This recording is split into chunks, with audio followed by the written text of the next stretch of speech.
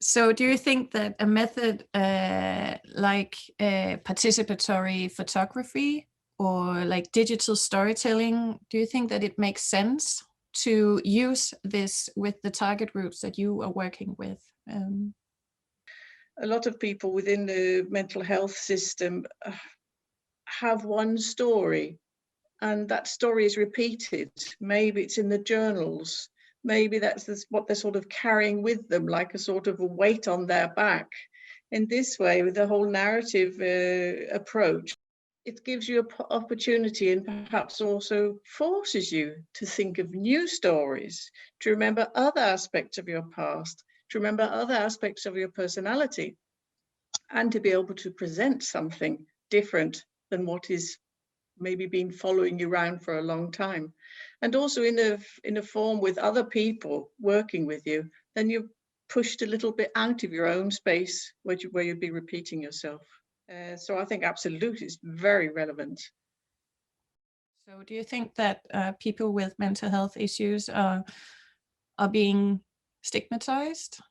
It's still very much an area where people are stigmatized. It's still very much an area where language also is derogatory towards mental health issues. He's a nutter, he's mad, is this and that, he's losing it, he's got a screw loose, all these things. And it's also seen as a sign of weakness, being depressed or having anxiety problems. Why don't you just pull yourself together? It's still there, although we have so much knowledge, although in many places we talk of it so openly.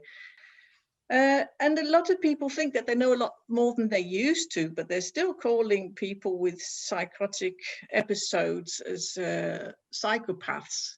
And that's yet another one. Oh, am I such an evil person? And taking it on board and thinking, oh my goodness, I'm being compared with that. Am I really such an awful person? It's totally destroying for your own self-image. So I think it's a great problem still.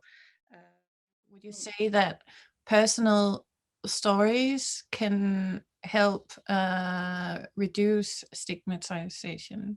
Mm-hmm. We also do talks on, some of the members in our house or staff in our house also do talks about their own mental health issues for groups. And I remember one of them saying once that I think it was also about being molested or harmed as a child. And she said that being able to talk to an ordinary group of people and being taken seriously, it was such a relief, because the system, doctors, people with authority, they also automatically have this filter where you have to, try and sort out what's true here and what's the imagination. And it's that distrust or mistrust which you're met with so often that's difficult.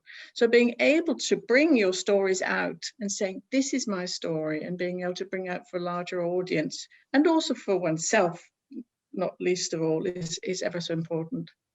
But not everybody can do that. Not everybody can stand up in front of an audience and talk about themselves for an hour or whatever. Whereas the digital method, then you're in charge of it, you're more in control. You can choose what you're going to be telling. So even people, it's ever such a challenge to stand up in front of an audience. But here you're getting an audience, you're able to introduce yourself to an audience and still being in control of what they're showing.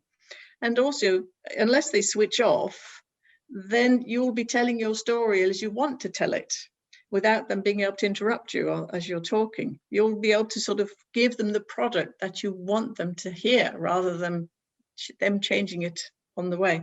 Of course, interpretations are out of your control, how it's taken, how it's viewed, but at least you've been able to tell your story as you want to tell it.